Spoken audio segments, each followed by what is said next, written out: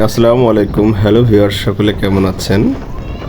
আজকে আপনাদের সাথে পরিচিত হয়ে মাওয়া থেকে ঢাকা থেকে মাওয়া যে হাইওয়ে রোড এবং 4 লেন, উভয় পাশে 8 লেন বরাবর যে রাস্তাটি, সেটি সম্পর্কে একটু পরিচিত হব। আমি ঢাকা থেকে বাসযোগে রওনা দিয়েছিলাম। তো যেটি দেখাচ্ছে যে ঢাকা থেকে মাওয়া যাওয়ার রাস্তা, এই রাস্তাটি কত সুন্দর করেছে এবং রাস্তার দুধারটি কত সুন্দর। আপনাদেরকে বাস যোগে যেহেতু যাচ্ছি, একটু দেখাচ্ছি আপনাদেরকে যে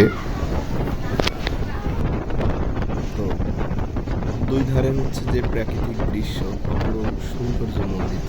রাস্তাটি অবশ্যই 8 লেন, 4 লেন। এই রাস্তাটি এমনভাবে করা, আপনি বাস সাইড দিয়ে ধরে যাবেন এবং অপর পাশে অন্য সাইড দিয়ে রাস্তা, ওই সাইডে অন্য বাস, এ পাশে আছে আকাশের কোনো লাইন নেই আর কি।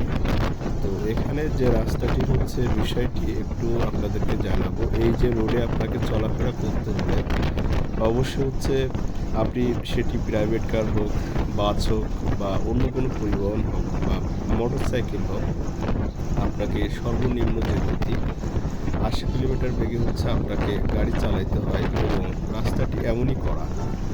দেখুন দুই ধার কত সুন্দর এবং পদ্মা সেতুর ওপাশে যে স্পান বসানো। পদ্মা সেতুর আগেই আর কি আমি যেহেতু ঢাকা টু মাওয়া যাওয়া কিছু দৃশ্য আপনাদের দেখাচ্ছি এবং কত সুন্দর করে এটি গোছানো এবং নিখুঁতভাবে করা, যেটি ঢাকা থেকে দক্ষিণবঙ্গের যে বিভাগগুলো আছে, বিশেষ করে খুলনা এবং বরিশাল অঞ্চল, টোটালি এটিকে এই রাস্তা দিয়ে করার কারণে ঢাকার যোগাযোগ পথ একেবারে অল্প হয়ে গেছে। আমি যদি আপনাকে বলি যে বরিশালের যে যাওয়ার পথটি এটি হওয়ার কারণে, এই রাস্তাটি প্লাস পদ্মা সেতু হওয়ার কারণে প্রায় 3 ঘন্টার ভিতরে পৌঁছায়, যেটি আগে 10-12 ঘন্টা সময় লেগে যেতেছে। খুলনার পথটা একেবারে বলবো। দেখুন আপনারা বন্ধুরা, আপনার ফুটওভার ব্রিজ, এটি রেল সেতু বা রেল যে স্টেশন, সেটি তার দুধার ঘেঁষে এত সুন্দর করে রাস্তাটি করা। আপনাদের সাথে শেয়ার করতে যাচ্ছি আর কি। অবশ্যই একটু সাথে দেখবেন এবং সাথে থাকবেন। আমরা চেষ্টা করব যে আপনাদের পুরো রাস্তাটি সাথে নিয়ে একসাথে দেখার জন্য। পাশাপাশি একটু গল্প করবো যে আসলে যে রাস্তাটির বিষয়টি এবং এটি পার করতে কতদিন সময় লেগেছে। যেটি বলছিলাম আর কি, এই রাস্তাটি অসম্ভব সুন্দর।